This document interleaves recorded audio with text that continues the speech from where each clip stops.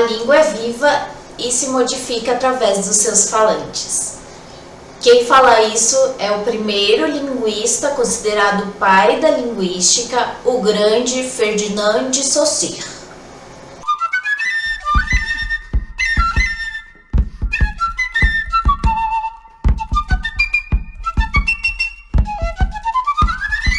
A língua, ela vai sofrendo transformações de acordo com o que a gente fala, na forma como a gente se comunica uns com os outros. A gente vai utilizando novas palavras que vão sendo convencionadas, fazendo parte da nossa língua, do vocabulário da nossa língua. E também tem palavras que elas vão sumindo, que a gente vai deixando de falar. Os seus falantes, as pessoas que falam aquela língua, elas vão deixando essas palavras em desuso, vão sendo substituídas por outras palavras, por outros sinônimos ou até mesmo por palavras inventadas. E essas palavras que antes eram utilizadas no cotidiano, no dia a dia, elas vão sendo caindo em desuso, elas não vão sendo mais utilizadas. O objetivo desse vídeo é trazer algumas dessas palavras que caíram em desuso, mas que eram utilizadas pelos nossos pais, pelos nossos avós, ou até em tempos mais antigos, mas que hoje em dia a gente não utiliza mais. Primeiramente, eu quero ressaltar que essas palavras são palavras de uso cotidiano, de uso coloquial. Eram utilizadas no dia a dia. Elas ainda podem aparecer em um contexto mais específico, mais rebuscado. Rebuscado é uma palavra que caiu em desuso já ou ainda não? Eu uso bastante rebuscado.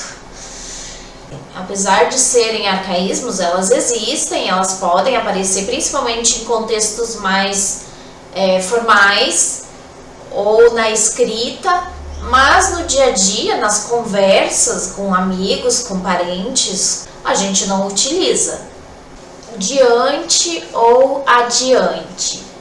Essa é uma palavra que ela é derivada do espanhol adelante e ela significa em frente ou para frente. De vez em quando eu ainda utilizo ela no meu dia a dia. Daqui em diante vou ser uma pessoa diferente. A gente não fala mais assim, né? A gente substituiria hoje por daqui para frente vou ser uma pessoa diferente. Não tenha medo, vá adiante. Não tenha medo, vá em frente. Enveredar. Essa eu acredito que o pessoal mais da roça ainda utilize muito, porque significa pegar uma vereda. O que é a vereda? É um atalho, um caminho mais curto. Então, enveredar significa, a gente pode trocar por outro sinônimo, que é o regatear, que também não se utiliza mais, ele também é um arcaísmo. Especificamente na fala, significava resumir ou omitir uma informação ou parte dessa informação. Ah, você está enveredando por outro lado. Você está pegando um atalho, você está deixando de contar toda a história. Quiçá. Essa é uma das palavras antigas, né? Um arcaísmo que eu gosto bastante. E ele nada mais é do que o nosso atual talvez. Ele era muito utilizado na época do Machado de Assis, bastante na escrita também, confesso, mas na fala também. As pessoas falavam quiçá no sentido de talvez, né? Quiçá eu vá embora só amanhã. E hoje em dia a gente fala talvez eu vá embora só amanhã. Hoje em dia não se usa mais, você ainda vê assim em escritas um pouco mais antigas, como eu falei da época do Machado de Assis, você vê bastante, algumas escritas um pouco mais rebuscadas, mas no nosso dia a dia você não ouve ninguém falando quiçá, talvez. Essa é polêmica. Biscate. Hoje em dia a gente não utiliza mais no sentido próprio dela, mas não vamos baixar a quinta série aqui, tá? Não vamos falar sobre o sentido que se dá hoje. Eu estou falando do arcaísmo biscate, que lá no sul, na minha época de criança, ou seja, na época dos meus pais, se falava bastante. Eu não sei se hoje em dia ainda se fala nesse sentido, mas era no sentido de arrumar um bico, de fazer um bico, de trabalho temporário mesmo. Eu arrumei um biscate como motorista durante o verão. Era um biscate, era um serviço temporário para conseguir uma renda extra. É o mesmo caso da próxima palavra, que é rapariga. Hoje em dia a gente utiliza no sentido pejorativo, que significa prostituta, tá? Para ser bem clara e para quem não entendeu. Mas antigamente, e na minha época de infância se falava muito também, era simplesmente o antônimo de rapaz. Rapaz, rapariga. Era o feminino de rapaz. Em Portugal, eles ainda utilizam essa palavra com este sentido, nesse contexto de moça. Ah, é uma rapariga muito bonita, é uma moça muito bonita. É só aqui no Brasil que a gente dá um jeito de levar tudo pro lado de sacanagem. A mesma coisa o mancebo, que antigamente era a mesma coisa que rapaz, era um jovem cavalheiro mais novo. É que hoje em dia não existem muitos cavalheiros. E hoje em dia não se utiliza essa palavra, ela perdeu completamente este sentido. Ela ganhou um outro sentido e hoje em dia a gente só usa, e eu acho que nem todo mundo sabe que é esse o nome, mas é para aqueles cabides de chapéu, de guarda-chuva, que hoje em dia nem isso não se usa mais, né? Quem que usa chapéu e guarda-chuva hoje em dia? Conviscote. Essa também é uma das minhas favoritas e sempre que eu vou falar eu prefiro usar ela do que a que é mais convencional, que nada mais é o piquenique.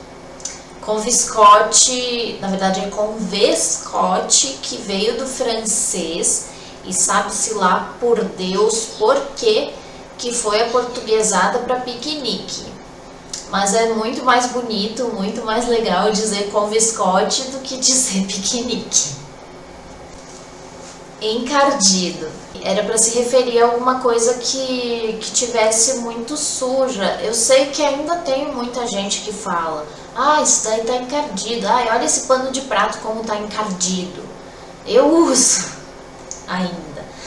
Mas não é uma palavra, ela já é um arcaísmo, não é mais todo mundo que usa, e é uma sujeira que é uma sujeira assim permanente, sabe, bem penetrante, não é uma sujeira como uma poeira, por exemplo, é uma sujeira mais encardida, sabe, uma sujeira mais difícil de tirar, principalmente em roupas, em coisas assim que é mais, que você tem que esfregar mesmo para sair, sabe. Então isso que era o encardido. E também era utilizado para se referir ao diabo, né?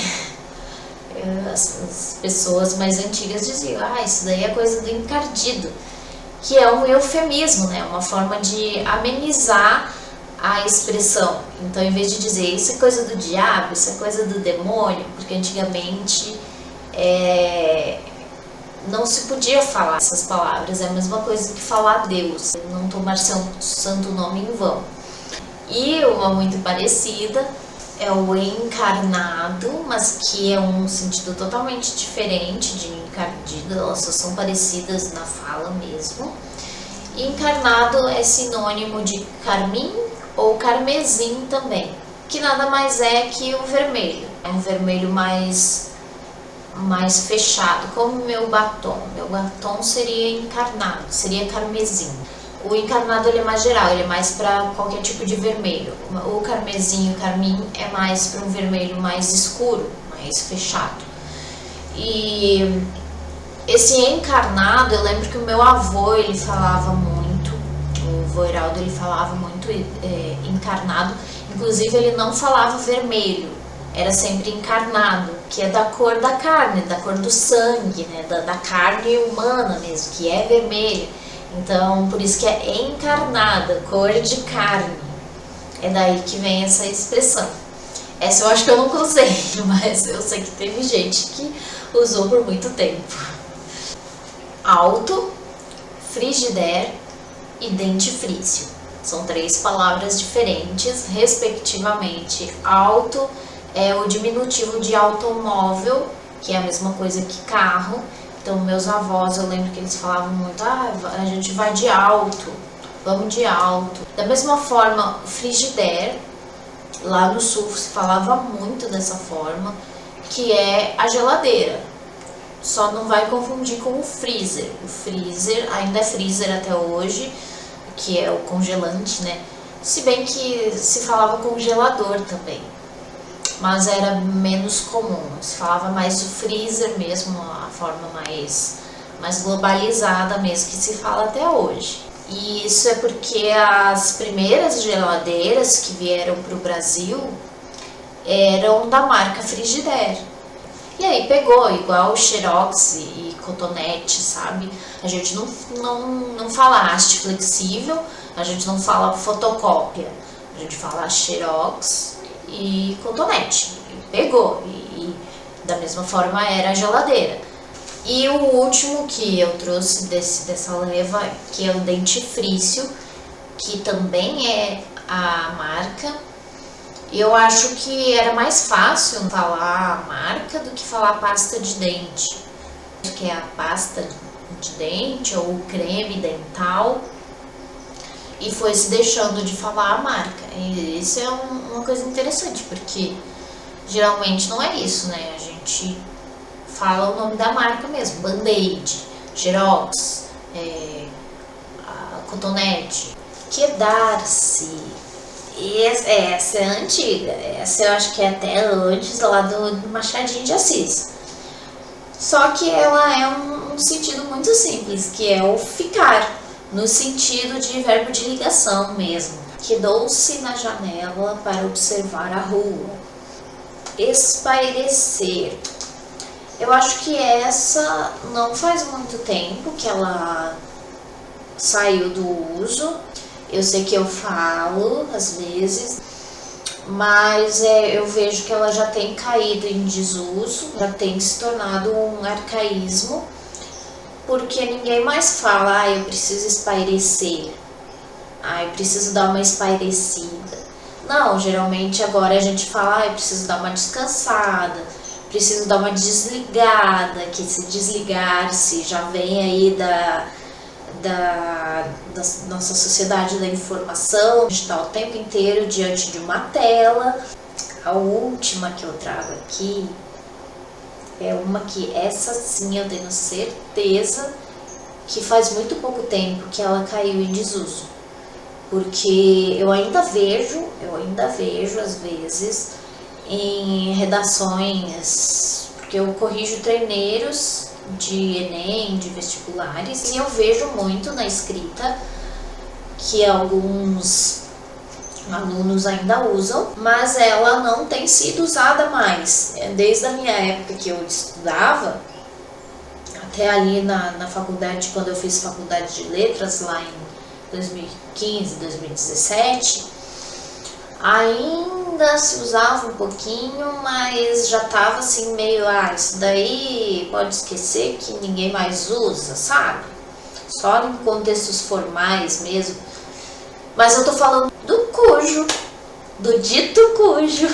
Não é um pronome que se utiliza mais, porque ele é muito difícil. Na minha época de escola, quando eu tava na escola ainda, ensino fundamental, ensino médio, já era uma dificuldade explicar que o cujo já é acompanhado de artigo, porque o artigo ele já está subentendido no cujo.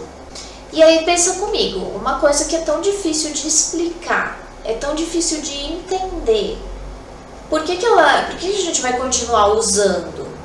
Então, o cujo, sim, hoje em dia ele já é um arcaísmo, a gente vai ver ele ainda em redações, como eu falei, em contextos específicos, mas ele já não é mais utilizado, ele já é um arcaísmo.